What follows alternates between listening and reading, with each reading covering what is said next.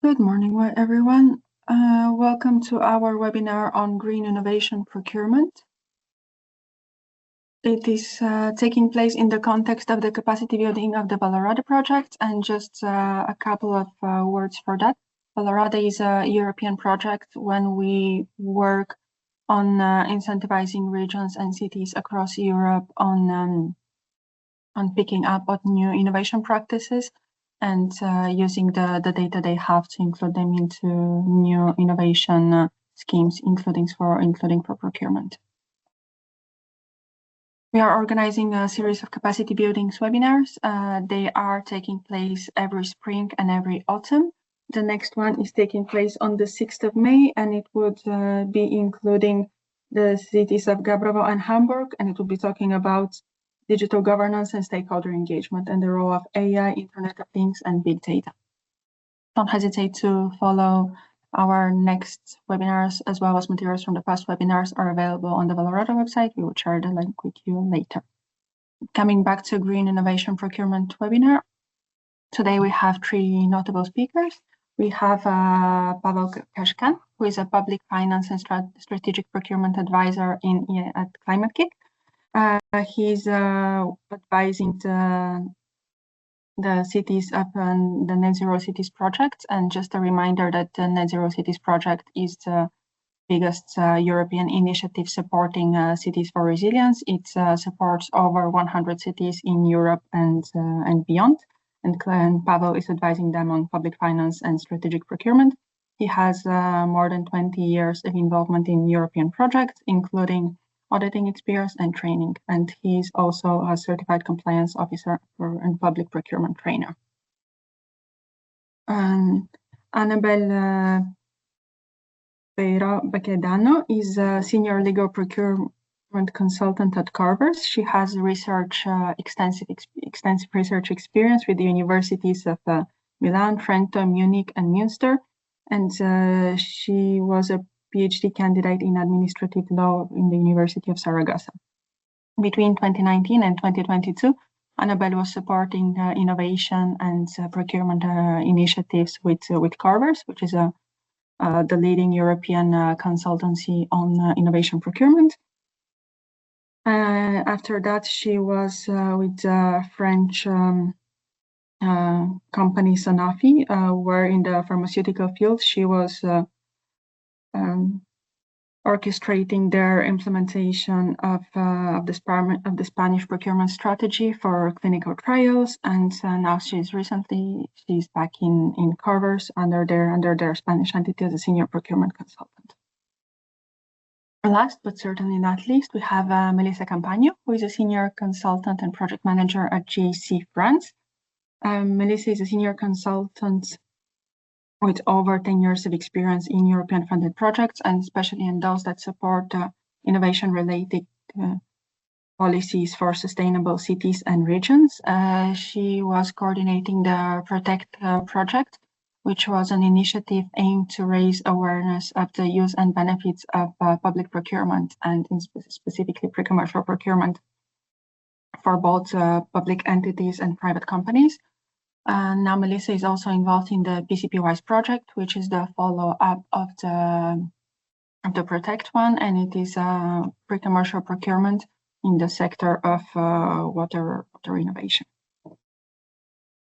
Before that, Melissa was with PwC Luxembourg as in policy advisory and public procurement, and doing public procurement studies for several EU directorates general and other agencies. I would like to thank you all for your time. Thank you also to our speakers for being here and keen on sharing their expertise. So soon I will pass the floor to them. But before we do that, a little bit of housekeeping rules. Please keep yourself muted. You are welcome to keep your cameras on. We would like to invite you to put any questions that you may have to the speakers in the Q&A section of Teams. If you're patient enough, we would be able to answer that as soon as we're done with the three presentations that we have today. Thank you very much. Don't hesitate to ask questions, bring concerns, or share your own experience on the topics we're talking about today. And without further ado, I would like to pass the floor to Pavel, who would take us through green procurement and introduce us to these practices.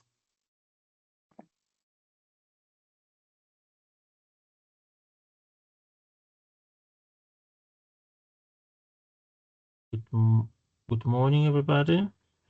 Can you see the presentation? Yes.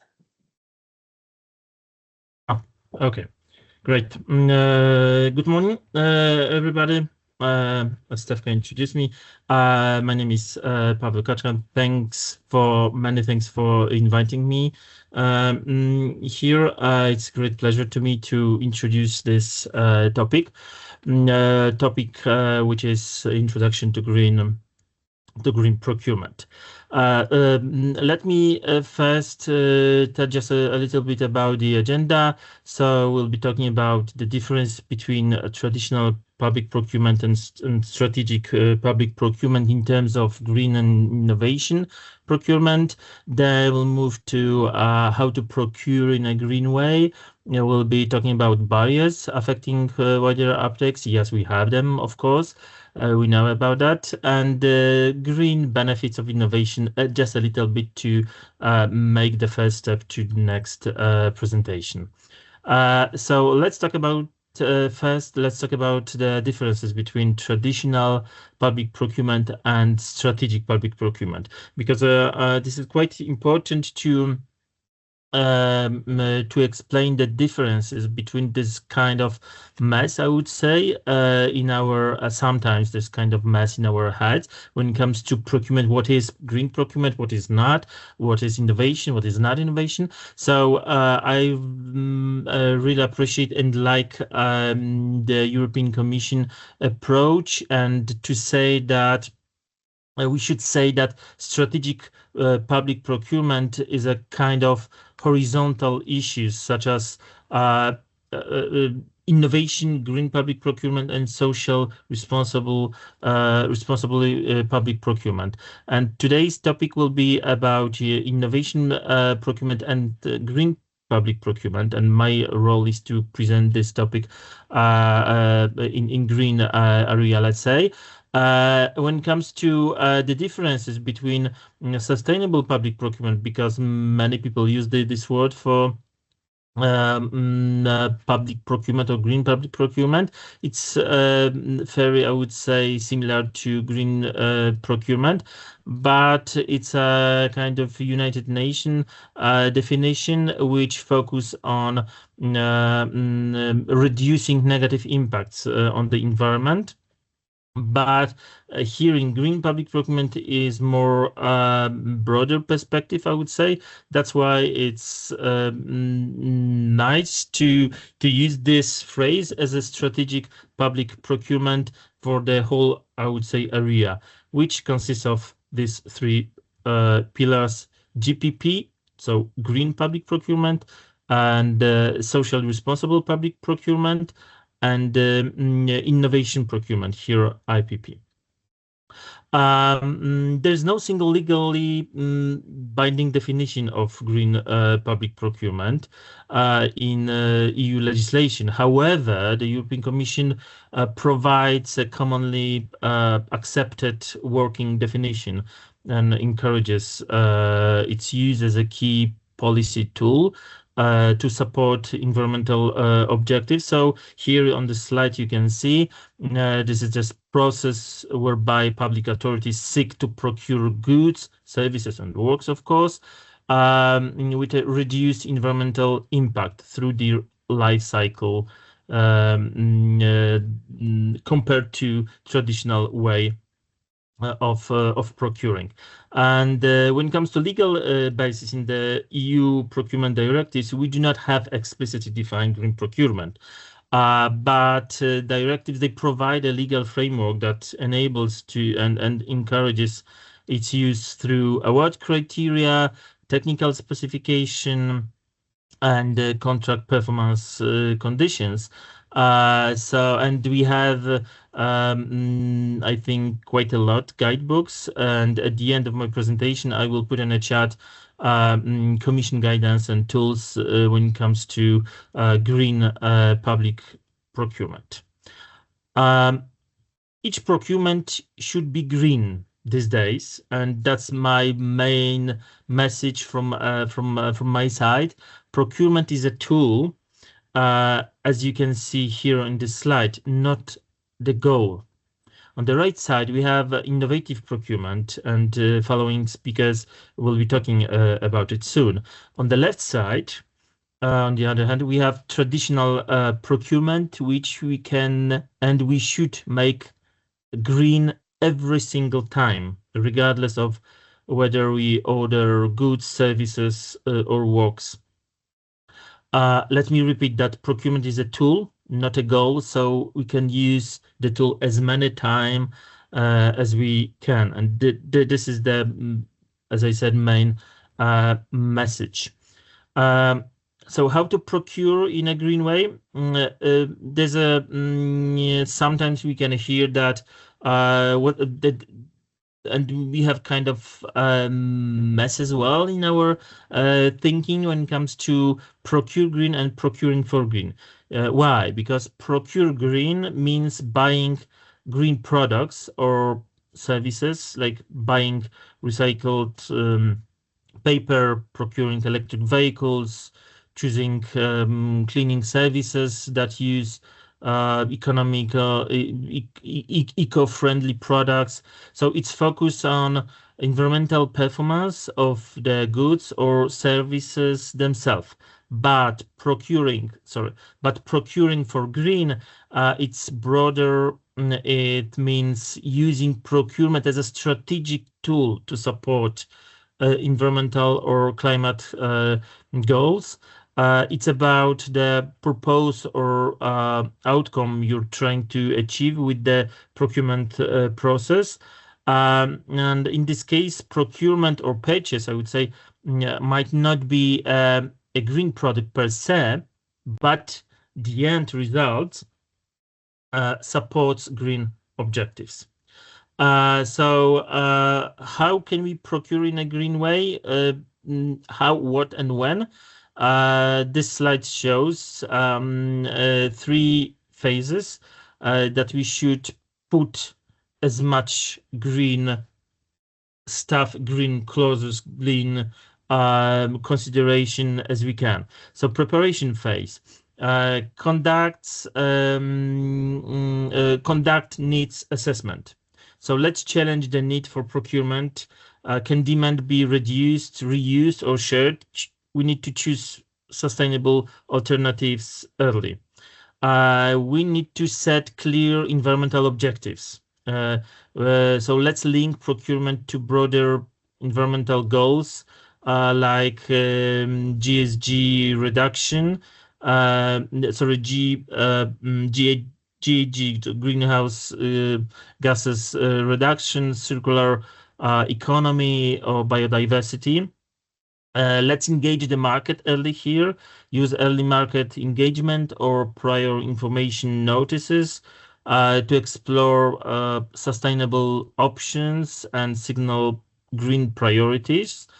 Let's define sustainability criteria here, integrate green specification, and let's have life cycle thinking, consider the total environment impact, production, use, disposal, not just purchase cost. So this is preparation phase.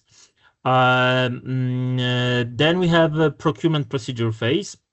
So here we should use green technical specification, and we need to require product services to meet environmental standards like eco-labels, energy performance, etc. Here we should include environmental award criteria like use meet, which is most economically advantageous tender, to reward sustainable offers, for example, lower emissions, lower resource use, etc. Here we need to allow for innovation, not always, of course. What else? Here we have request environmental management measures. For example, we can ask buyers to demonstrate how they will manage environmental impacts during delivery. And finally, we can use labels and standards wisely, of course. So let's refer to credible eco-labels, ensuring some alternative proof is accepted per procurement rules, of course. And finally, we have contract performance phase. So here we should set up contract clauses, including binding requirements. Here we should monitor and enforce compliance. So let's track environmental KPIs or reporting obligations to ensure sustainability commitments are met. Here we can have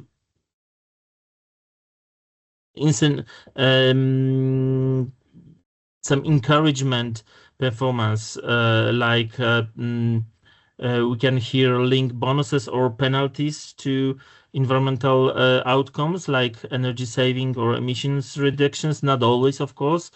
What else? Here we can promote continuous improvement and capture and share learnings as well. So these three phases of whole procurement process are the most important phases where we can put specific environmental and climate consideration. Let's have a look at this short example, like purchase 40 electric buses. Here we can have in this example selection criteria, like the bidder must have a general corporate social responsibility policy in its company. Then the bidder must have a sustainability policy for purchases in its company, and the bidder must hire at least 3% of disabling employees in its company. And a quick question to us with my quick response because of lack of time for now, but maybe after presentation will be time to talk about it. Is it correct criteria? Not at all. And I'm presenting this slide because to show us that sometimes it might be quite tricky, because sometimes it seems to be like quite obvious that we could put here this kind of criteria, but it's not at all. So selection criteria here should be adjusted to subject matter of the contract, and selection criteria like experience, technical resources, staff qualification must be adequate and proportionate to the subject of the contract. Here, this is not related to 40 electric buses as a subject matter of the contract. So you can't require something that is unrelated to what the contracting authority wants to buy.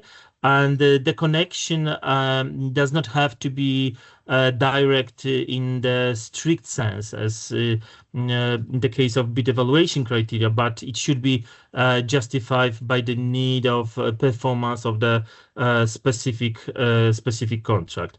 The different story is about award criteria, and about award criteria there's 4 conditions that stems from Helsinki bus case from 2002 verdict.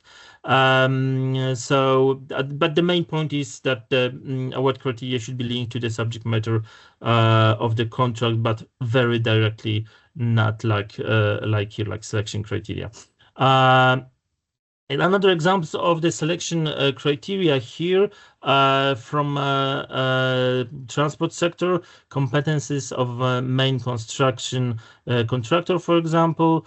So we can demand as a contracting authority to submit some experience in the last 5 years.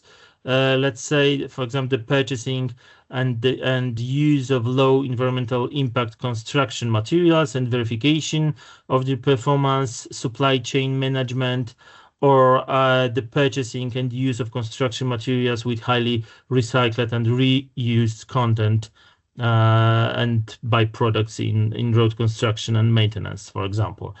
Another way to put green consideration, technical specification. In many cases, there is a obligation.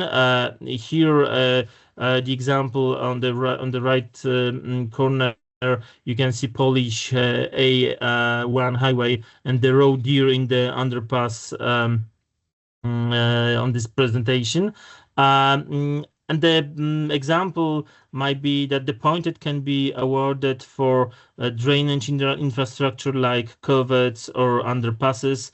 And just to give you the short example, filtered trenches with low, let's say 25 millimeters or no curbs at the roadside, covering at least 40% of the roadside, and the contracting authority can award 0.5 points or something like that. Depends on the arrangement, I would say. And the design team or the design and build contract or design, build and operate contract tenderer may provide these details in the documentation. Depends on the contract, of course. We can have another technical specification example with low temperature asphalt. As you know, that traditional hot mix asphalt is produced at 150 to 180 degrees Celsius, so reducing the temperature to 140 used in warm mix asphalt cuts down, for example, CO2 emissions. So this is another example that we can use in technical specification. Just only a few minutes left as far as I see. So just another three slides. We have a lot of barriers affecting wider uptake of green procurement because of policy. There's no mandatory requirements for public authorities to use environmental criteria. We have market barriers because suppliers may lack the capacity of incentives to develop sustainable products, capacity in procurement officers, financing. So there are a lot of barriers for sure, but we need to overcome them. And last two slides, green benefits of innovation. And just smoothly, let's soon move to another presentation of my colleagues. European Commission European Commission priority, it's innovation when it comes to innovation procurement, when it comes to climate change, for example, and in net zero cities we know that exactly. And just to give you the last slide and example why green benefits of innovation, and probably Anna and Melissa will be talking about it when it comes to benefits of PCP, pre-commercial procurement as well. But here, last note, innovation helps to tackle environmental and social challenges. So that's why here we have green benefits of innovation as well. Transformative change is not a choice, it is necessity. We must change the way we live, work, and procure and produce energy to secure a sustainable future. So, and this way is the procurement. This is the tool, this is the way or the path, if you prefer to call it like that. We need to make all procurement green, not some of them, just all of them, as much as we can. So yeah, this is my last slide of the presentation. Thank you very much, Pavel. I find it very insightful to shift the discussion from making everything green to how to make everything green. And as you said, using the tools that are already there and available for us to run. Indeed. In a second, I will put on a chat that the link to this green procurement tool guidance of European Commission. Thank you. Thank you very much. I think that would be very helpful. So next, I would like to pass the floor to Annabelle, who will tell us a little bit more about pre-commercial procurement and solve to us the mystery of how do you procure something that does not yet exist. Annabelle, the floor is yours. I feel like a preacher now. Thank you very much. Can you see my screen? We see it. Not in full mode yet, but we see it. Now it's full mode, right? Okay, great. So let me just start. Thank you very much for having me here today. As Stefka was saying, I am going to try to explain to you the mystery of procuring something that doesn't exist via public procurement, and I am going to focus on the pre-commercial procurement modality. To do so, today I want to have 3 different sections. I will briefly introduce you to pre-commercial procurement, then we will go through the benefits of pre-commercial procurement, and we will, of course, conclude with some recommendations. So without further ado, let me just jump right into the introduction.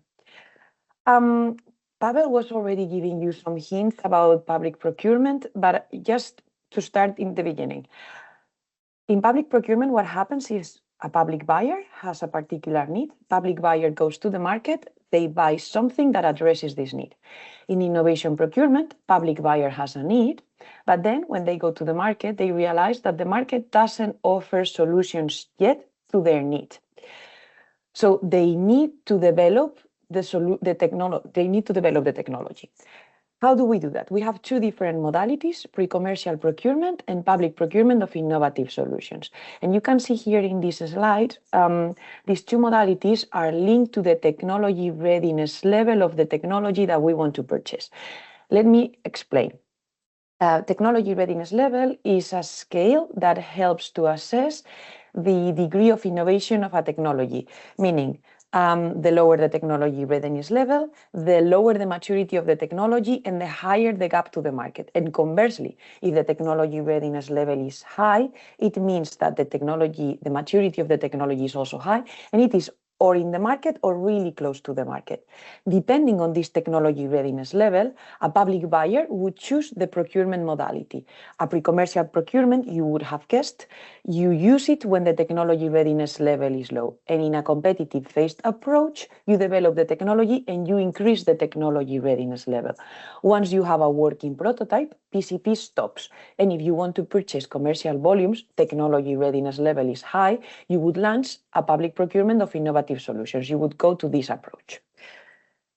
Don't worry, we are also going to address PCP in a more calm way in the next slides. But before we deep dive in that, I wanted to give you a brief overview of the benefits of innovation procurement and in particular PCP. So innovation, in many cases, is fostered via grants, via subsidies. The idea of innovation procurement is harnessing all the power of the budget dedicated to procurement, to public procurement, which in Europe is around 14% of the GDP, in order to foster innovation. So imagine using a big part of this budget for innovation.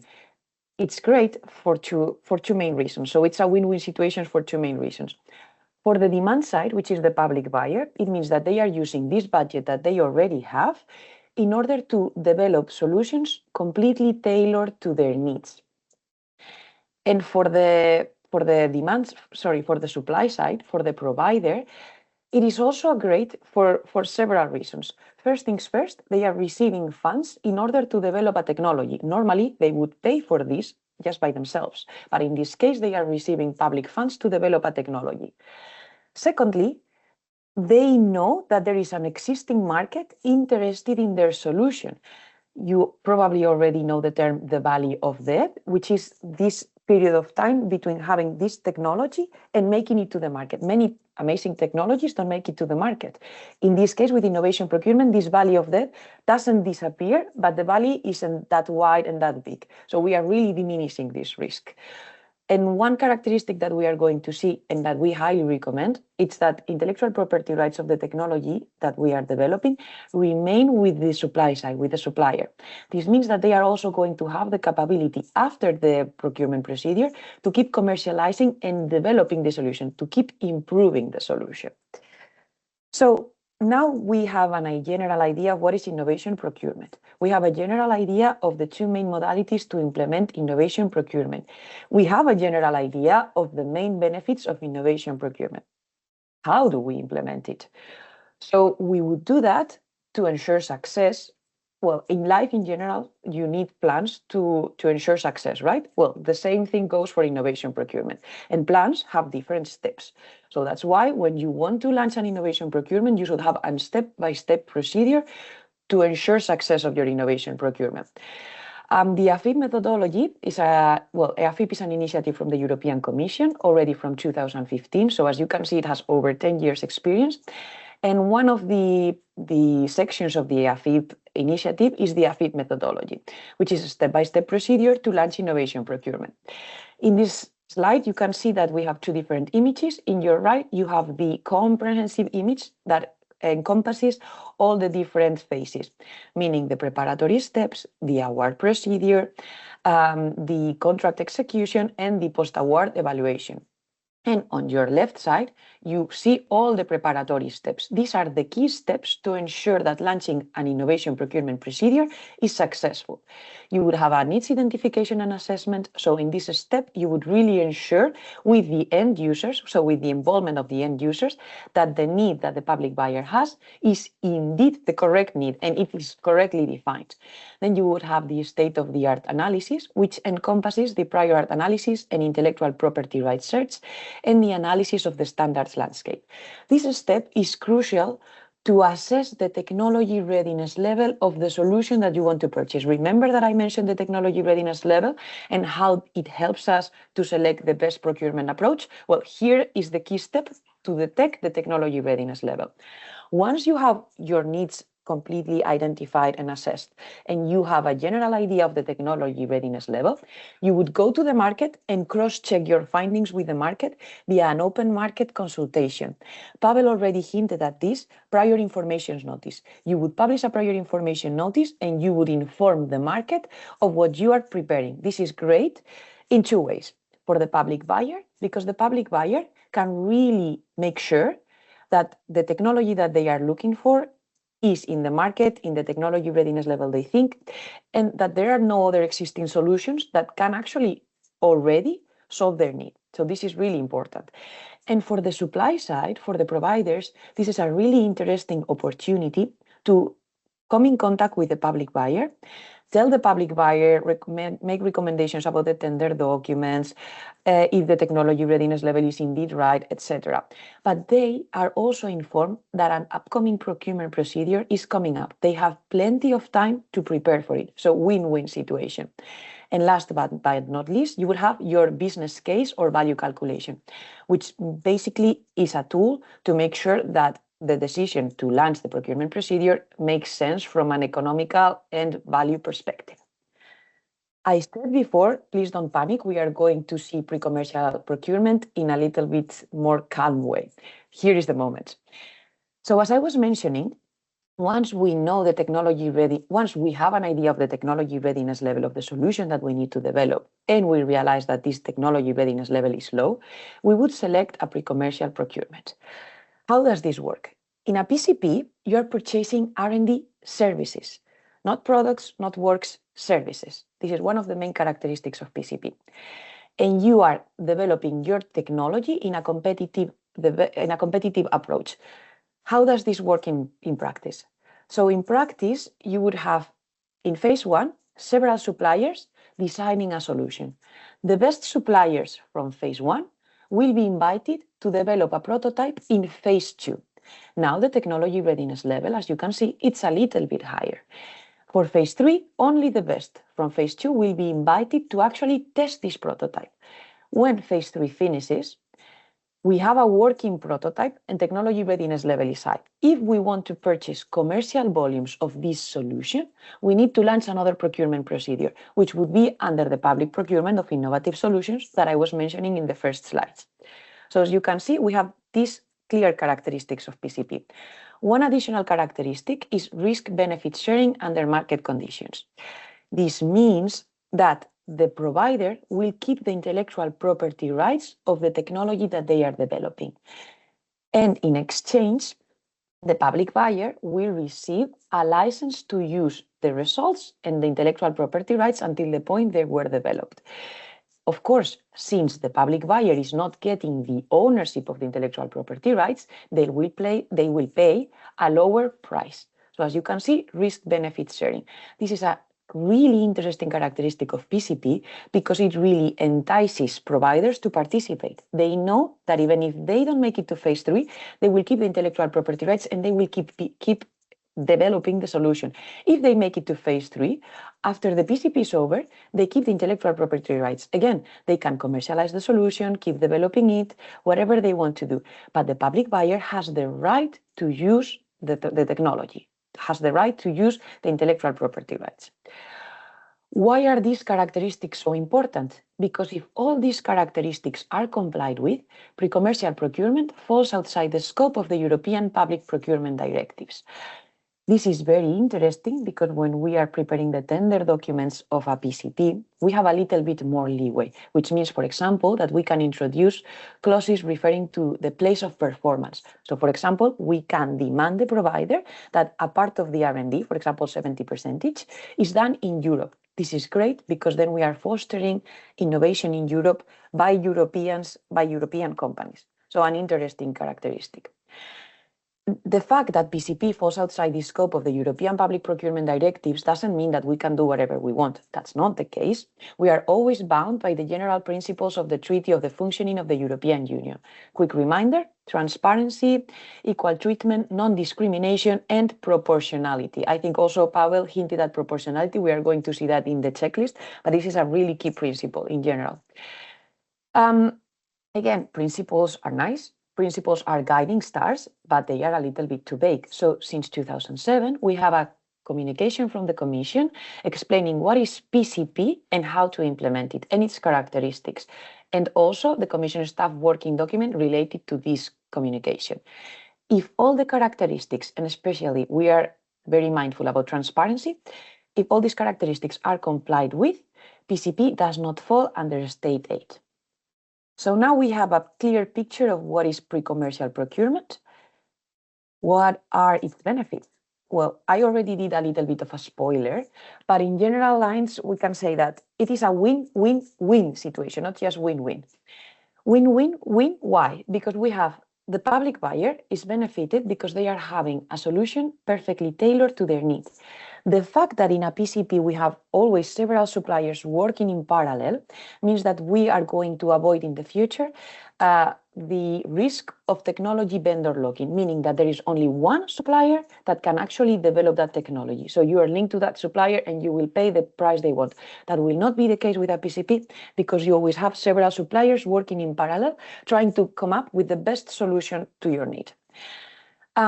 Also, the fact that we are leaving the intellectual property rights with the contractor is interesting in this regard, because that means that even when the PCP stops, they will keep developing solutions. So we might even find better solutions when we want to launch the public procurement of innovative solutions to buy the solution. Remember, PCP does not include the commercial deployment. So that's why I'm saying it's interesting when we are launching the upcoming procurement procedure. For suppliers, what I was mentioning, so they are going to receive funds to develop a technology, which normally they would pay by themselves. But in this case, they are receiving funds to develop this technology. Plus, they know there is an existing market already interested in this solution. We are really shortening the time to market. We are really avoiding the valley of death. In a PCP, since there is no commercial deployment, because as I was mentioning, we are purchasing R&D services to develop the solution, not the actual commercial deployment. This means that we can facilitate the participation of small companies and startups which have these R&D capabilities, but might not have the deployment capabilities. And since it is a phase procedure, so step-by-step, phase, they will have the time or to partner with bigger companies to have the deployment capabilities when the time comes, or to actually have these capabilities by themselves if they realize that the solution is going to be deployed. So win-win. And the last win is for society as a whole, because what we are saying is that in innovation procurement, we are buying solutions perfectly tailored to the particular needs of the public buyers. meaning we are being a lot more efficient when we are using public resources. And I mean, as a taxpayer, I want my money productively used. I'm guessing you as well, right? Something that Pavel was mentioning, in innovation procurement, we are not just looking for innovative solutions or to make the process more innovative. We are also looking forward to, in a transversal and maybe indirect way, tackle environmental and social challenges. So we are trying to, with the power of public procurement budget, tackle not just the innovative factor, but also the environmental and social challenge. And remember that I mentioned, since PCP is outside the scope of the European public procurement directives, we have a little bit more leeway, and we can introduce, for example, place of performance clauses. This means that we are fostering innovation in Europe by European countries, which means that we are also improving the European economy, and we are creating jobs, high added value jobs in Europe. In this next slide, I just wanted to give you some quick hard facts about the benefits of PCPs. So in general, what I already mentioned, I already did some spoilers, but here you have like the hard facts about it. I was mentioning that since in PCP we are purchasing R&D services, we tend to favor the participation of smaller companies and startups. So this is really interesting if we want to vertebrate the European economy. In Europe, as you know, the main companies are smaller companies. So this is great for the European economy. PCPs tend to boost the international growth of these companies. As I was saying, they have plenty of time to decide of internationalization, to partner up, to make their new technology known abroad. Doubles commercialization success rate. This is due to the fact that they already know that there is an existing market. Helps create a strategic partnership with larger companies. So what I was saying, participating in a PCP is sort of a seal of excellency of your technology. So if you make it to phase 3 of a PCP, it means that your technology works and there is a public buyer or several public buyers already interested in that. Which bigger company wouldn't like to participate in that? And that comes with the next point. PCP also helps SMEs and startups to get more financial investment. The same concept applies. Who wouldn't like to participate in a technology that already has this seal of excellency of participating in a PCP, of having been selected for a PCP? I was mentioning this as well, more efficient, high quality solutions to solve real life problems. Of course, public buyers want to foster innovation, but not just for the sake of fostering innovation. They have a real need, which solve it is in the interest of public interest. So as a society, we should be looking for these kind of solutions that make our money worthier, so to say. An interesting point here in PCP as well is that when you are drafting your tender documents, this is something, I really want you to take this idea back home. When you're drafting your tender document, you have to be really careful about the setup and what you ask for. But one thing you should always make sure you're introducing there, it's to ask for interoperable solutions and the uptake of standards. Let me explain. If we are working with several suppliers, but they are not making interoperable solutions with existing standards, we are not going to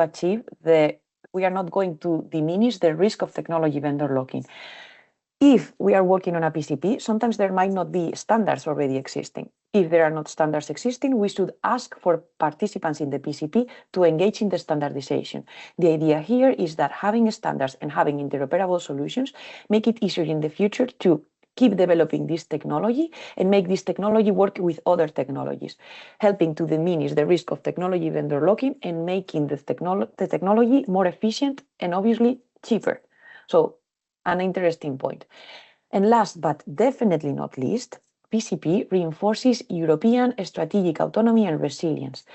Keep in mind that we are saying that PCP is exempted from the public procurement directives, giving us a little bit more leeway about what kind of companies can participate, maybe Europe, maybe member states, Horizon Europe associated countries, European Economical Area associated countries, but you might have a little bit more leeway on selecting which kind of countries can participate and where do you want them to perform R&D.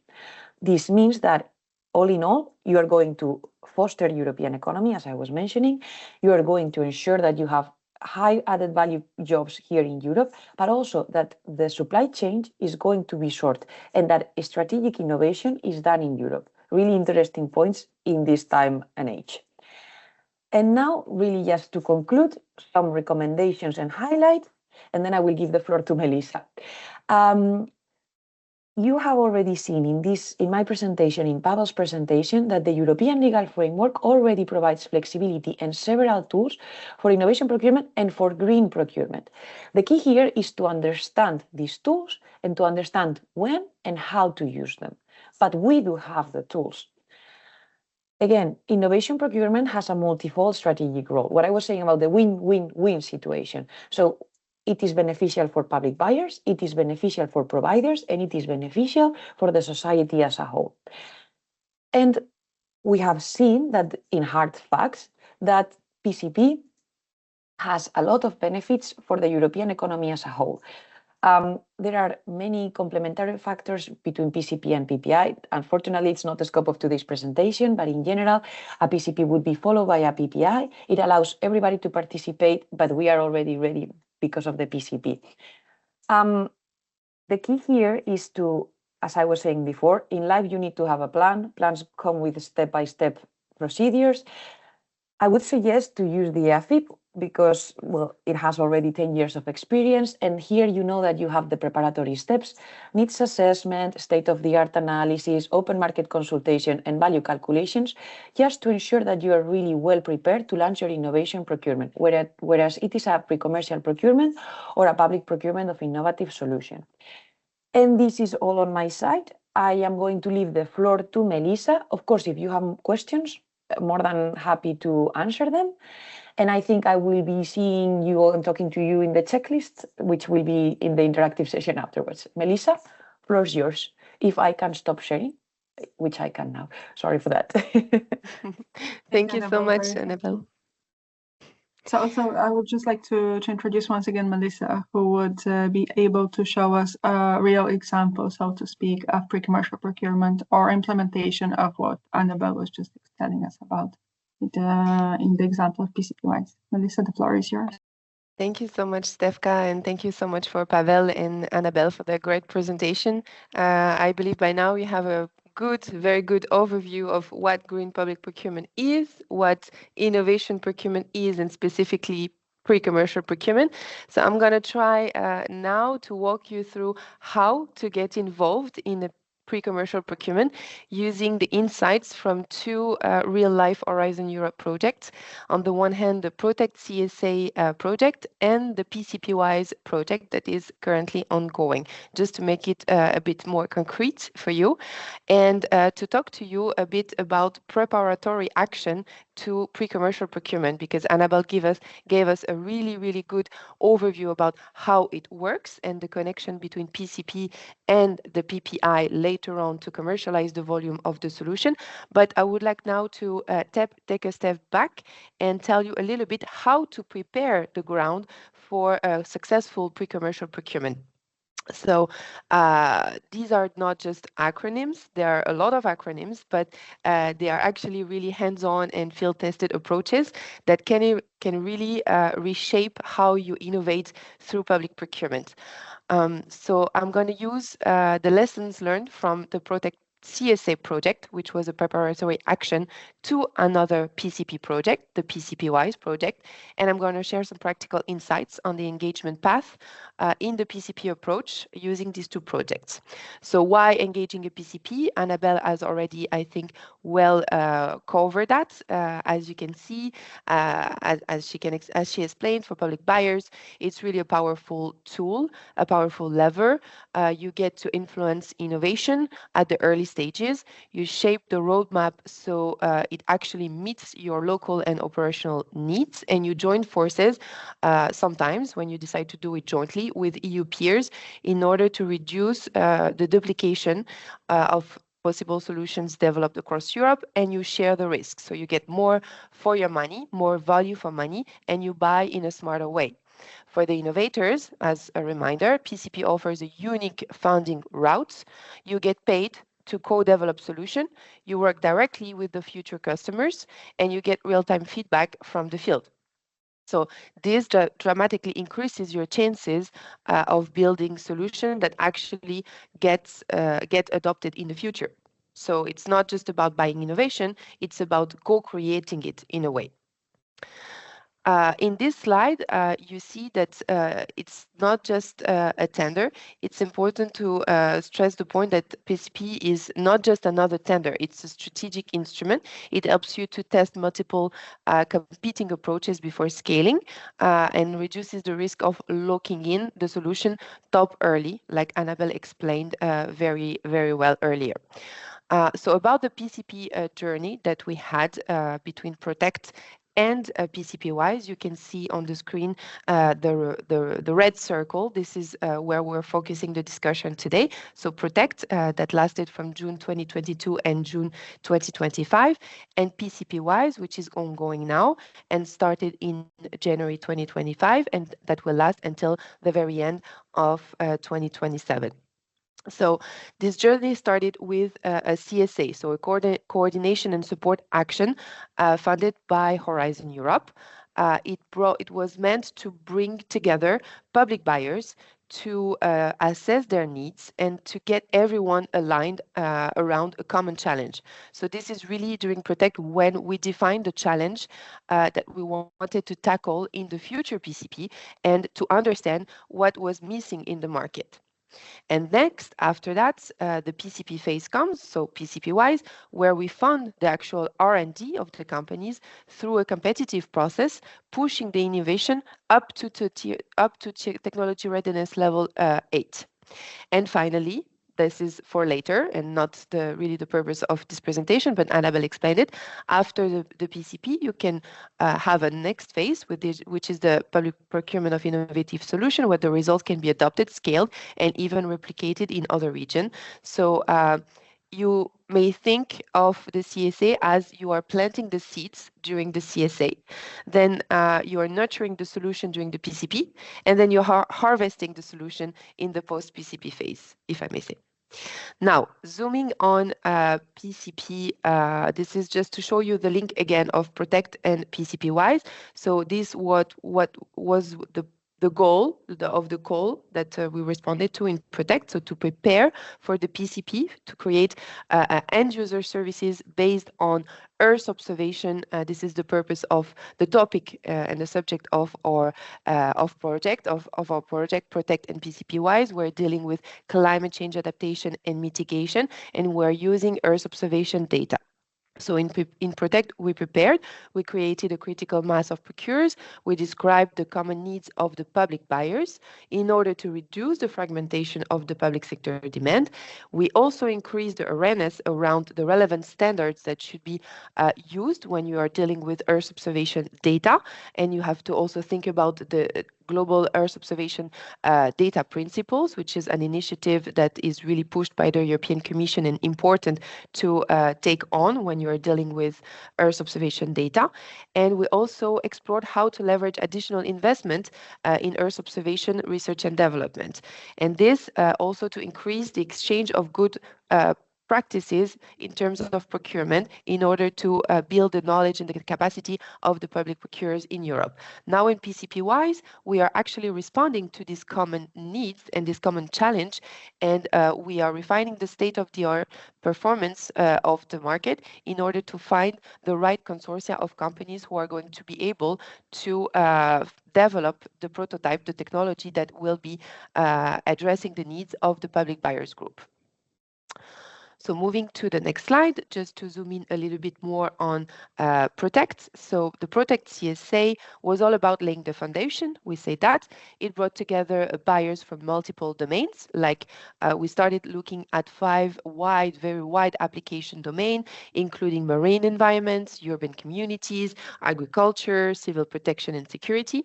But we did not just list challenges. We framed them around real-world use cases.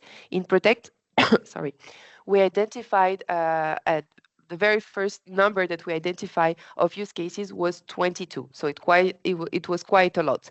You see, it was a lot of challenges identified, transformed into use cases.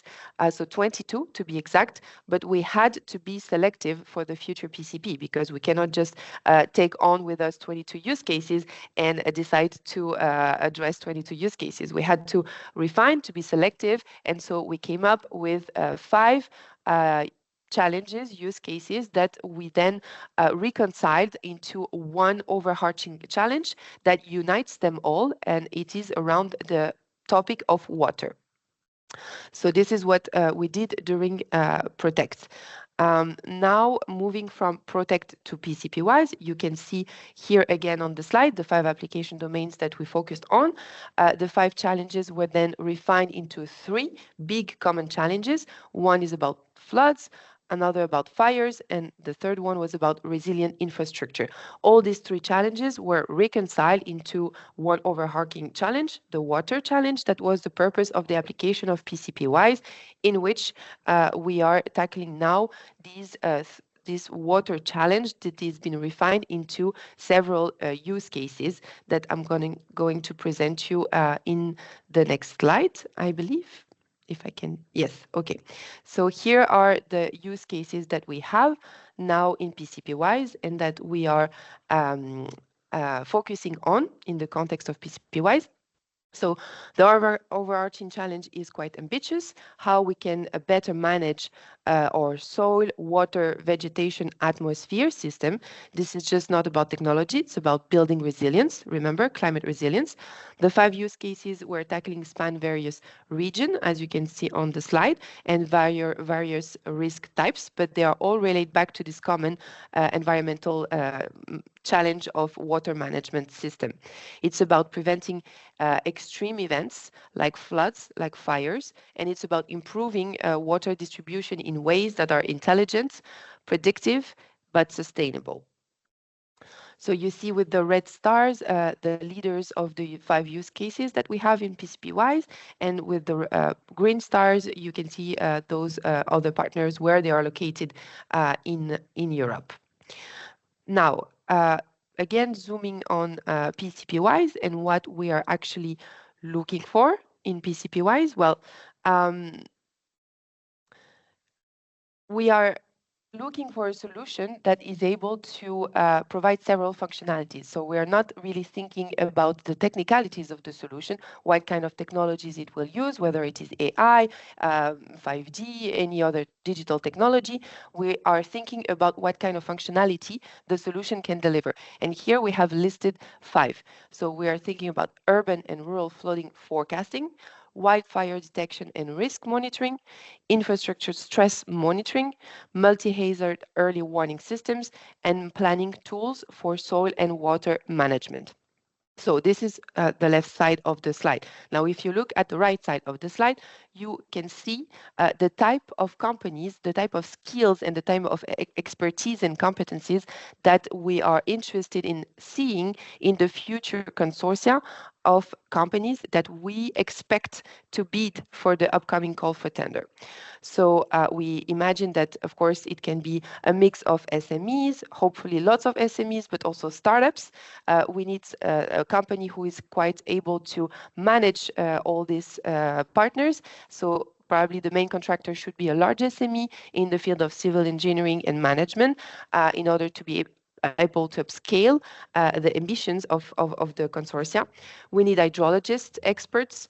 We need meteorologist experts as well who are able to foresee short extreme events, climate scenario modeling, spatiotemporal modeling. We need people who are able to assess the risk and impact of the crisis, whether they are floods, droughts, or any other type of crisis related to the excess or the lack of water, like subsidence, for instance.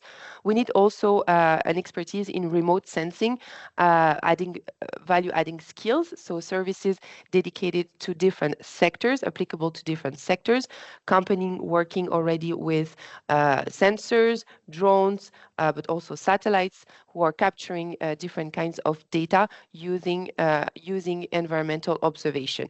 And we need also companies who are knowledgeable with legal and contracting, who know about European standards. Probably AI is going to play a big role, we assume, in developing this prototype. And so we need also companies who are working with AI and know already how to apply different standards, but also knowledgeable about IPRs.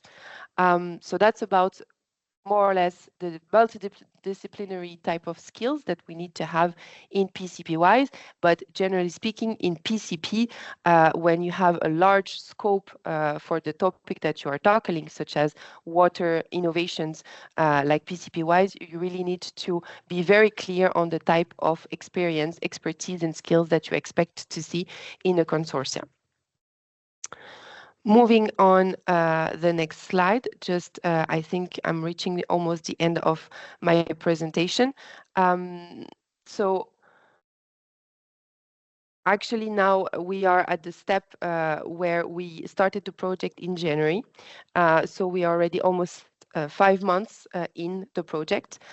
We're still in fine-tuning this preparatory phase of the PCP, so building on what we have done already in Protect, trying to fine-tune the use cases. This has already been done, and we have published the prior information notice about the open market consultation, because as Annabelle explained, before launching the call for tender, you need also to consult the market. You need to give an opportunity to engage into a dialogue with the market. So for public buyers to be able to explain concretely their challenges, the different use cases, and for market suppliers interested in bidding later on to the call for tender to ask questions and to understand a little bit better where public buyers are coming from and what they are interested in. So the PIN for the open market consultation has been published. We will conduct 2 open market consultation in the context of PCP-wise. There will be one on the 3rd of June, which will be fully online, and one on the 12th of June, which will be hybrid. We will be based in Brussels, but there will be a connection for those who are interested in joining also in a hybrid mode. To prepare for these 2 open market consultations, we will have first on the 20th of May an info day. This info day will be there to really guide you through again the process of the call for tender, how long it will last, who are the companies eligible to bid, what kind of expertise we're looking for, and then explaining again the different phases of the PCP, how they work for a company to be fully geared up when they will prepare their bids for the launch of the call for tenders, which will be in September this year. Now, I just want to take just a moment to highlight the advantages of a CSA project like Protect, which aim to prepare the ground for a future PCP. So the first one that we can focus on is about strengthening the buyer group. So when you do a CSA, you build stronger, more aligned buyers group because you actually take the time to discuss with the buyers. In Protect, we had 2 years to do that. So it gives you really the time to build trust, to align internally across the buyers, the different buyers from different countries, because here we are dealing with a joint pre-commercial procurement. So we have buyers covering 9 member states, and also coming from different backgrounds and sectors. So we need to have this time to align. And that's what the preparation of the PCP, the CSA, gives you the time for that. And when the call for proposal comes for the PCP, you are ready. The next advantage that we have in CSAs is that you have well-defined and relevant, you come up at the end with a well-defined and relevant common challenge. The CSA really allows the time to go deep in the needs assessment and to co-design the use cases with the buyers. It gives you the time to also identify the gaps in the market because, as Annabelle explained, and how it is also foreseen in the EAFIB methodology, you need to conduct a state of the art to see where the market stands, and if you have already some solutions which are close to what you would want, there are still gaps and you need to identify those gaps. So during the CSA, you have time to do that. And then at the end, it enables the challenge to be precise, realistic, and attractive both for the buyers, but also for the innovators. The third advantage is about the early having an early and structured engagement with the market, because already during the CSA, you already conduct open market consultation. As I said, during PCP-wise, we will be conducting 2 OMCs, but during Protect, we already conducted 4 open market consultation, which were based and focused on the challenges that we had identified in Protect. Now, why we are conducting new open market consultations is because we have refined the challenges and the use cases around the topic of water management, and we need to do again this consultation with the market. So suppliers and innovators are invited to provide input, to raise questions, and to signal their interest to the consortium of buyers. So the OMC really helps to test the market maturity, the feasibility, and to refine further the requirements in order to fine-tune the call for tenders documentation.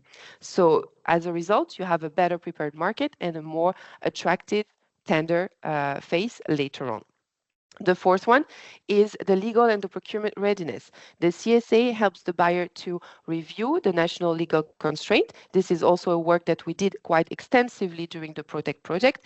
And after I'm finished with my presentation, maybe I can share some links with you in the chat about the different materials and documentation that we did during Protect. But Annabelle, with whom I was working already in Protect, did this really extensive work of reviewing the national legislation of the several member states that were involved in Protect. So you have already different fiches about the national context, how is it conducive or not for PCP, what is the IPR legislation, and so on. So this is also a part of the work that you should do and that you have time to do during the CSA, as opposed to doing it during the PCP in a very short amount of time.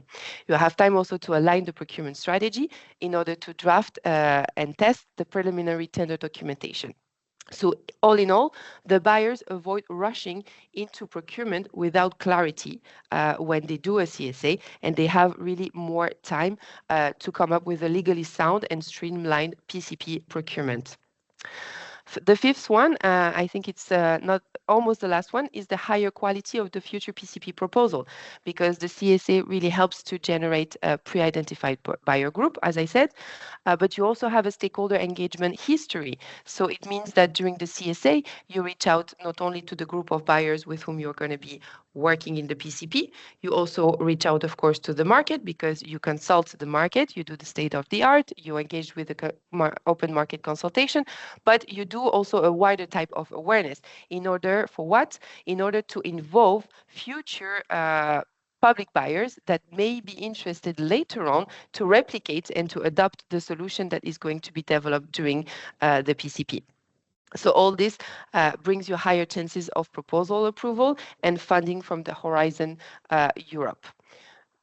Then the risk reduction, I think Annabelle already covered that, but really risk reduction is an important advantage of PCP, and during the CSA you have also the time to tackle uncertainty before the financial and the contractual commitments are made, and you also it also allows the group of buyers to adjust the scope and the partnerships if the market or the legal limitation arises during the CSA. If you identify them, then you have more time to come up with a solution and to therefore lower the risk of a project failure or a lack of bidders.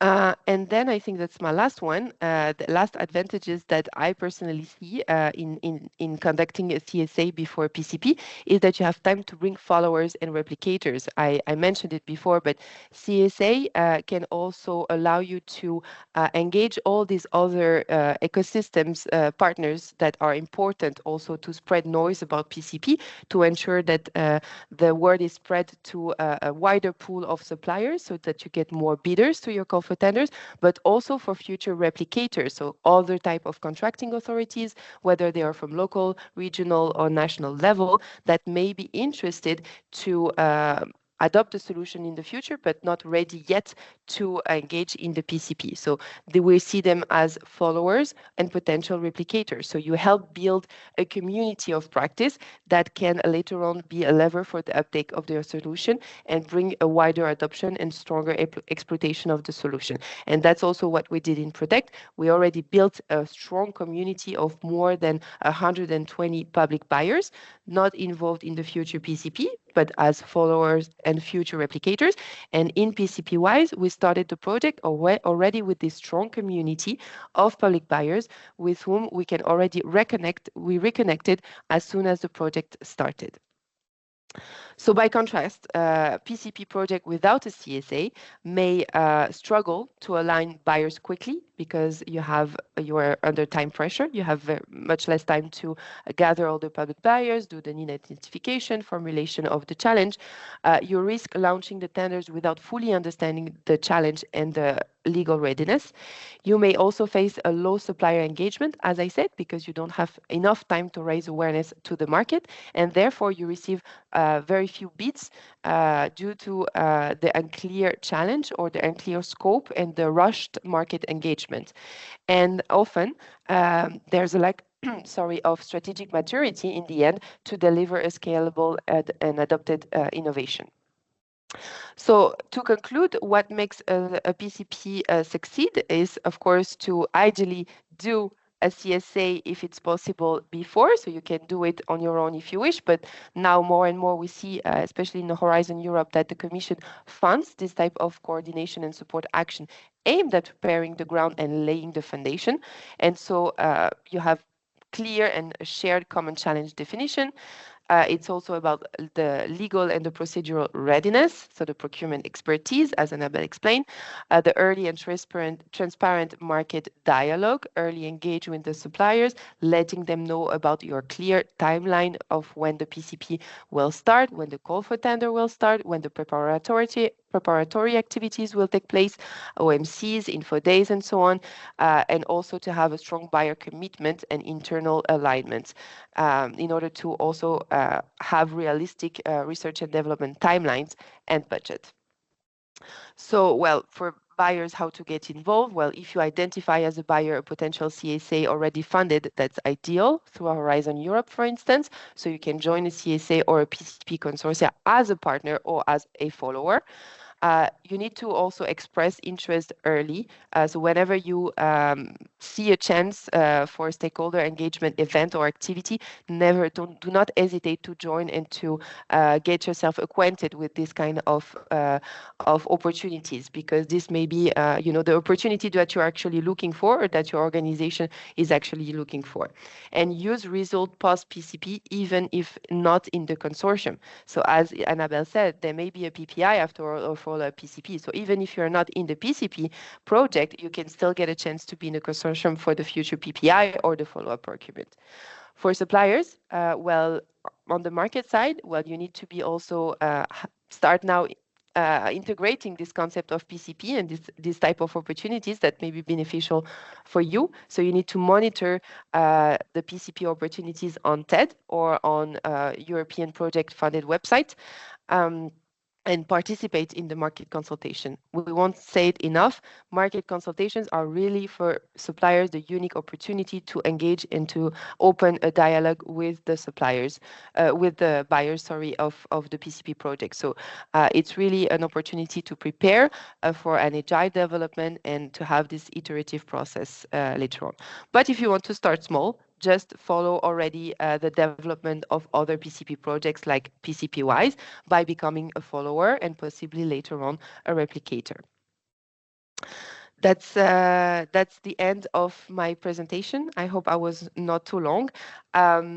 Here I just included some links and through QR codes as well about the PCP-wise project, what we are doing. I said the pin of the OMC has been launched. So if you are interested in reading the OMC document that has been published, reading more about the use cases, you can access these by scanning this QR code. If you are a supplier or if you know know suppliers who may be interested, there is a request for information survey that is also available through this QR code. So feel free to spread the word about PCP-Wise and this opportunity for partnering with us and also joining our community because we provide for matchmaking opportunities for suppliers as well, but also for networking opportunities for the followers and the replicators on this platform. So you have access here through this QR code on the right side. That's it for me. Thank you very much. Thank you very much, Melissa. I would like to say that that was a very informative wrap-up of our presentations for today. I would also like to ask the audience if someone has questions they would like to ask, or maybe share their experience in struggles with innovation procurement, if someone has anything to add. Maybe I can break the ice with a question, and then if anyone wants to jump in, please do that. So I have a question, I think, to all three of you in a way. We know that the initiative for procurement, it always comes from the procurer. However, it sometimes seems that it's a very big step to take from, let's say, traditional procurement to innovation procurement, pre-commercial procurement, or PPI. If you each had one advice to provide to procurers that are struggling to make the step towards more innovative procurement practices, what would this advice be? And maybe if you have one source or methodology or toolkit to share with them to begin with, then I know that we talked a lot about toolkits and sources, and we would be able to publish the presentations and the recordings of today's webinar on the website, so that would complete the full picture. But what would be the entry door for you? Would anyone like to start?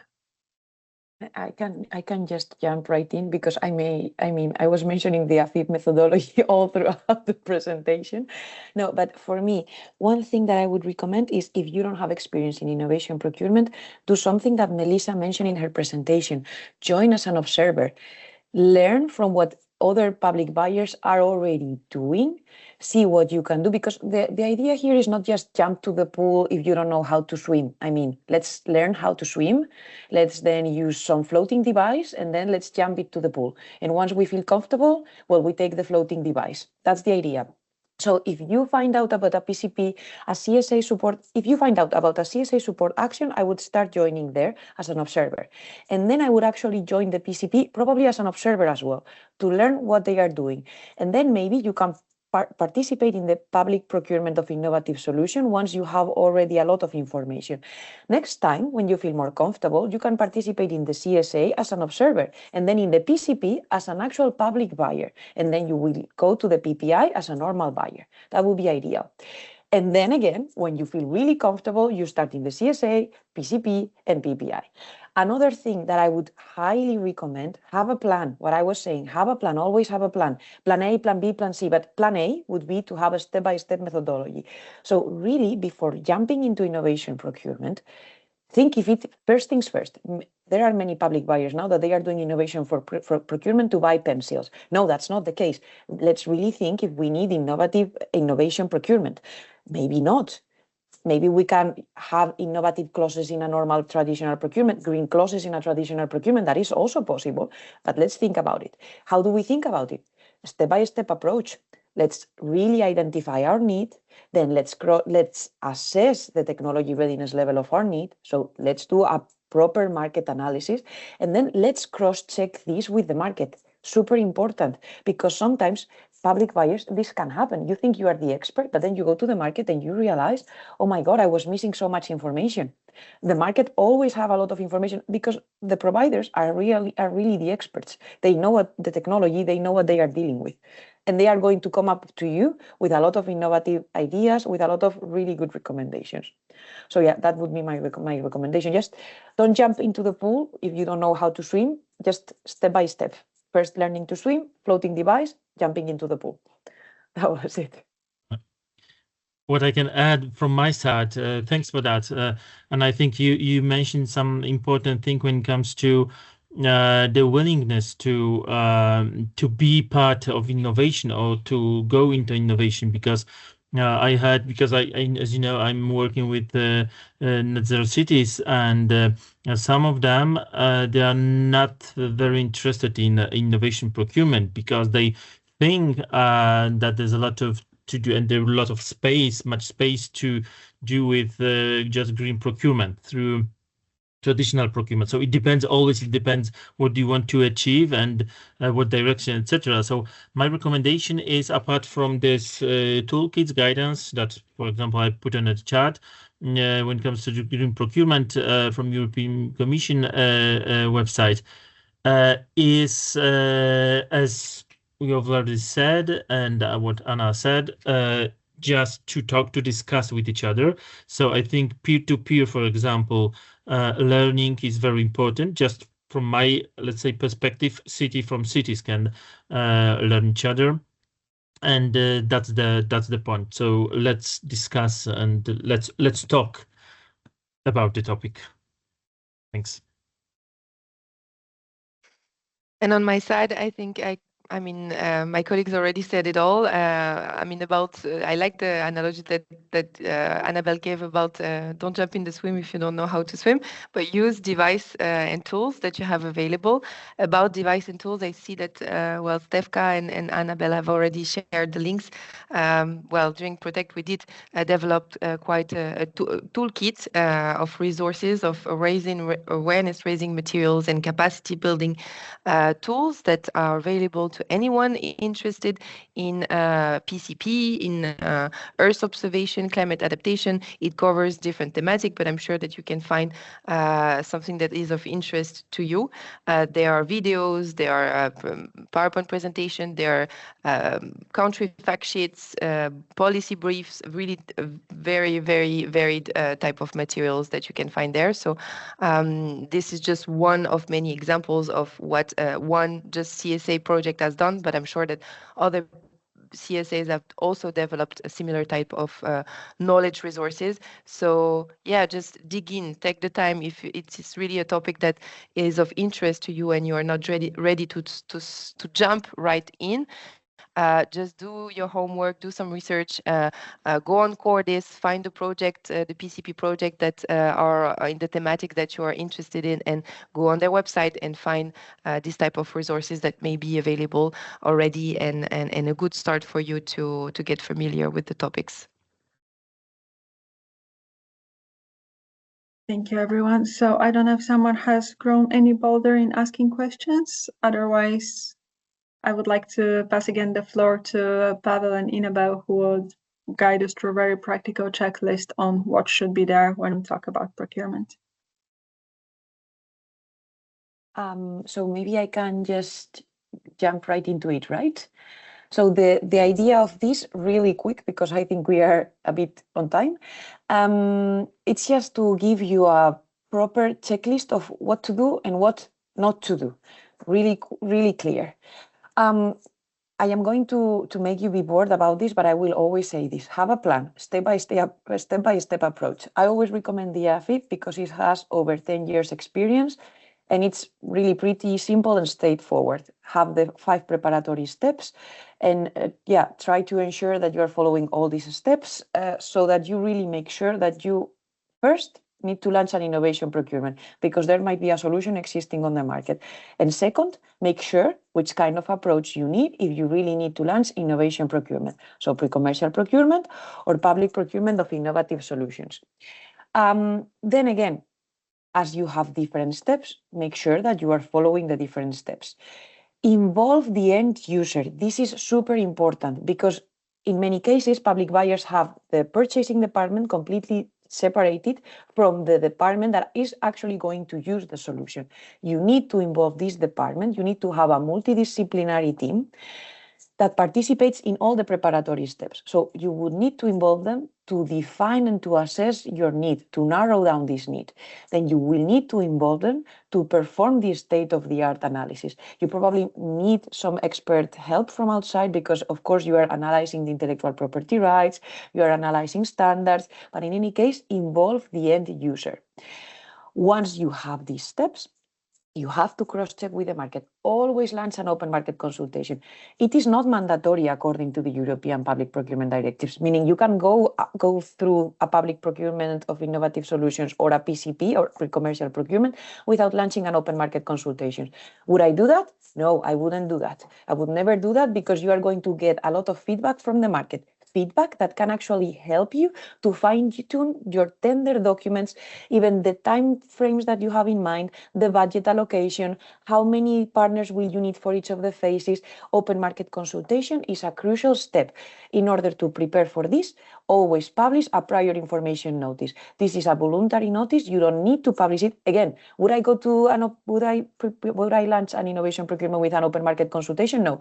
Would I go to an open market consultation with a prior information notice? No, I wouldn't do that. So prior information notice, transparency, publish everything. Then we have an open market consultation. We cross-check with the market, and then with a value case or a business case, we decide whether to launch the procurement procedure or not. Just so you know, we say business case or value case because when it comes to public procurement and when it comes to innovation procurement, and I'm sure Pavel is going to tell you when it comes to green public procurement, it is not just about economic benefits. There are other benefits such as societal and environmental benefits that had to be added there. That's why it is a value case. But in any case, you need this tool to decide whether to go for the procurement procedure or not. Then, yes, of course, mitigating your risks in phases. One thing that Melissa said, and I really liked it, is this flow of CSA, case support action, PCP, pre-commercial procurement, and public procurement of innovative solutions. And the way as harvesting at the end, I really like that analogy. That's a way to diminish risks because you're really going phase by phase and analyzing if you can move to the next phase. I would also recommend, if the technology readiness level is low, always choose a PCP. Why? Because it follows the same principle. You are de-risking innovation in different phases. If the PCP doesn't work in the first phase, you always should have an exit clause that allows you to terminate the PCP because it might not work, but that's fine. Let's just try to diminish the risk that it doesn't work. That's the first thing. And if it doesn't work, let's just stop it before it really becomes a hassle. That's the thing. So phase by phase, we are de-risking the risk of innovation. This is the same with the swimming pool. We don't want to drown. We want to swim. How do we swim? Diminishing the risks. Then, super, super important, benefits risk sharing approach. Leave the intellectual property rights with your contractors. Many public buyers keep the intellectual property rights, and there might be cases when it comes to strategic security of the state that you need to keep these intellectual property rights. But in general, public buyers are not ready to manage intellectual property rights because it means protecting them. This is really difficult from a technical perspective and from a cost perspective. Do you want to do that? I'm not sure about that. And then, do you have the capacities to further develop the technology and to further commercialize the technology? Probably not, but the provider does. So let's keep that with the provider, and also let's get a reduction in price because that's the thing. You are not getting the ownership, so we are getting a reduction in price. That's a win-win situation. Of course, that they keep the ownership of the intellectual property rights doesn't mean that you don't get many rights. You should get the right to use you should get a license to use these intellectual property rights. You should introduce a callback clause because imagine if the provider doesn't protect the intellectual property rights, you have to have immediately the right to get these intellectual property rights to yourself and protect them. Or if they don't commercialize the solution, you should have the right to ask for this intellectual property rights ownership to decide whether you as a public buyer want to further commercialize or you want to sell these intellectual property rights to another provider. So things that you have to keep in mind. Of course, another important right is the right to ask the provider to license this intellectual property right to other third contractors, to other third parties. Why? Because we are avoiding in this way this technology vendor locking that might happen. Rights that you have to include in your tender documents, always super important. What I mentioned, contract exit clauses. If the PCP doesn't work, you want to get out. You can do that as long as you state that in your tender documents. So really important to strategically think about the different clauses that you want to introduce in your tender document. Governance and monitoring systems. I was taking notes during Pavel's presentation, also during Melissa's, but here comes Pavel's presentation. He mentioned many things, many really interesting things, such as having, for example, bonuses and penalties linked to carbon emissions. How do you manage to check if the provider is complying with that? If you have a good monitoring system, always have good monitoring systems. Important thing, not just for the execution of the contract. So, for example, if you are leaving the intellectual property rights to the contractor and they have an obligation to commercialize after the contract is over, you will need to monitor that after the contract is terminated. So your monitoring system should comprehend the contract execution and after the contract is finished. Good important points just to keep in mind, okay? Yes, also something that Pavel mentioned, when I really like the selection criteria example slide that you had there. We have to be really proportional when we are requiring things from companies. I mean, if you need this company to have a social responsible policy in place, which they always have because now it's mandatory. But if you need some specific requirement, ask for it. But don't be too excessive on what you ask, because you might disincentivate the participation of some companies. So, for example, if you are asking as a proof of financial capacity a certain amount that is excessive, when you are talking about, for example, R&D services, many small companies will not be able to participate. That means that maybe the company that can come up with the perfect solution for you is not going to be even able to submit a tender. Really think about the criteria that you set in your tender documents. Important fact. Yes, something that I've seen here, and I also think that's something that Pavel mentioned, which I find it really interesting. One trick to ensure that you are introducing innovative clauses, green clauses, or social responsible clauses is already mentioning this, like social responsible, green public procurement in your title of your tender, so that you make sure that you can introduce these things afterwards. Of course, the subject matter of the contract has to be at least indirectly linked to this kind of topics. You cannot just make weird links about it. So it needs to be linked in a certain way. Why am I mentioning this? Because Pavel mentioned something that I really liked, that sometimes public buyers, if I'm correct, I'm incorrect, correct me please, Pavel, but that public buyers sometimes find it difficult to introduce green clauses, societal clauses, or innovative clauses in their tender documents. It is curious because in Spain, the public law here, the public procurement law, forces public buyers to at least include one of these aspects in each of their tenders. So they can, whether it's innovation, it's green, or it is social responsibility, they have to include it. What happens sometimes that you see really weird contracts where they have just included this clause that makes not much sense, even though they have put it in the title so that there is an indirect link. So I would say, yes, try to always introduce these kind of clauses, but think about how you introduce it and make it have a little bit sense. But in general, yes, do this. First things first, because in your legislation, it might be mandatory, as it is in Spain, to introduce at least one. And also because, well, you're fostering innovation, you're fostering the participation of different companies, so not the usual suspects as well.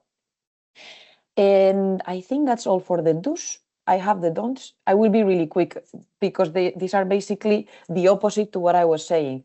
So always comply with the principles of the Treaty of the Functioning of the European Union: transparency, equal treatment, non-discrimination, and proportionality.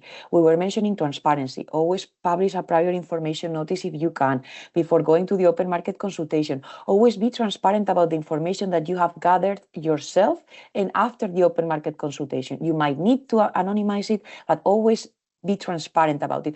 Also because you will avoid any kind of conflict of interest issue afterwards. So it is a great idea to be transparent about your public procurement.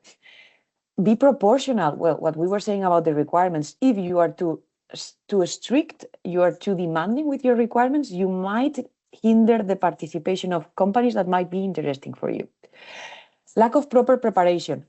Always have a plan. In life and in innovation procurement, always have a plan. Follow a step-by-step procedure. Don't fall in vendor locking. I mean, if you follow all these steps, it's going to be really difficult that you fall in vendor locking, but be careful about this. And if you are going to fall in vendor locking, make use of your exit clause and maybe restart the PCP in a different way, in a different light, okay?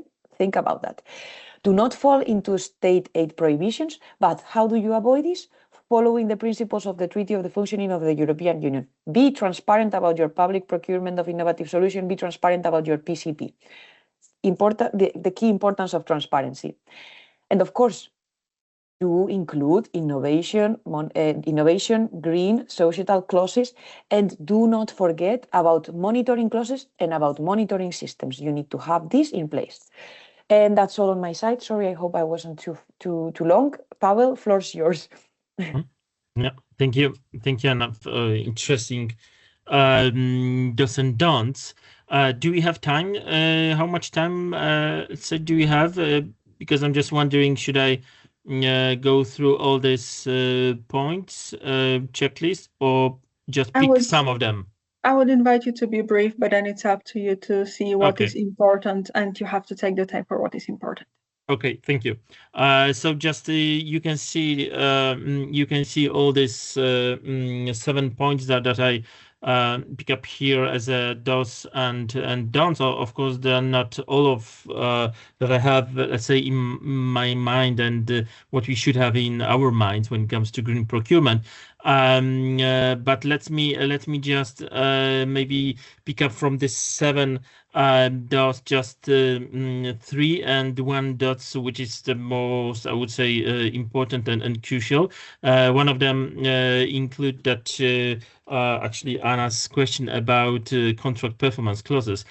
So first thing, when it comes to DOS, we need to always integrate environmental and climate consideration right from the planning stage of your procurement. So always we need to consider it. And 2 important things when it comes to selection criteria. Again, it's a repetition, sorry for that, but it's really important, as Anna has said as well. So selection criteria must be proportionate, and award criteria must be linked to the subject matter of the contract, which is maybe sometimes quite challenging when it comes to green procurement, but it's the rule is pretty the same to all criteria, not only green criteria. The next point is number 3, communication. So communicate your green ambitions early to the market to set expectations and stimulate readiness is really important, not only for innovative procurement or PCP, pre-commercial procurement, but always for green procurement, just to have a kind of big picture that you are, as a big buyer, as a buyer, as a contracting authority, want to go into this direction, want to make this procurement green. And of course, let's quick reminder, and my proposal and recommendation, each procurement should be green. And last thing is about performance contract, including green contract performance clauses, and we make sure to add review mechanism to track progress. So it's the one thing is to put green performance clauses, as Anna said, and I'm just really curious about the provision, how it looks like the Spanish provision in your contract, because in many countries, as far as I know, there's no obligation to put these green clauses into contract. But I think it's your Spanish approach is very good in that. And apart from that, the review mechanism to track progress is important to monitor as well. But on the other hand, it's quite good to have review clauses as well in terms of green consideration, just to make sure that, for example, if we have too rigid, too strict clauses or review clauses to change the contract, It might be problem in case of new technology comes up on the market, and maybe we would like to, as a contracting authority, change something in our contract. But of course, it might be quite tricky because the general rule is that this contract shouldn't be changed. But when we have review clauses and it's very transparent and foreseen in the contract, we can change the contract, right? So this is 3 main points I would say, apart from the rest, which are quite important as well, but there's no time to go a bit deeper on that. And when it comes to don'ts, one crucial thing and very general: don't reduce sustainability and green and aspects considerations to a tick box exercise. So it needs to be meaningful and embedded through the whole process, through procurement. So from the scratch to the end. So through the preparation phase to procurement procedure until performance of the contract, and at the end of the contract. So this is the main tip I would say. Yeah, that's all I think from my side for now. Thank you very much, Pavel. I would have to wrap it up here because we are quite late. Also, I'd like to share apologies on behalf of Melissa, who had to leave at 11:30. Thank you, Pavel, Annabelle, and Melissa, for sharing your insights and your time with us. And thank you, everyone, for joining. All of the materials will be available online. And wish you all a wonderful rest of the day. Hope to see you on our next webinar on May 6th. Thank you, everyone. Take care. Bye. Thank you. Bye. Thank you. Bye-bye.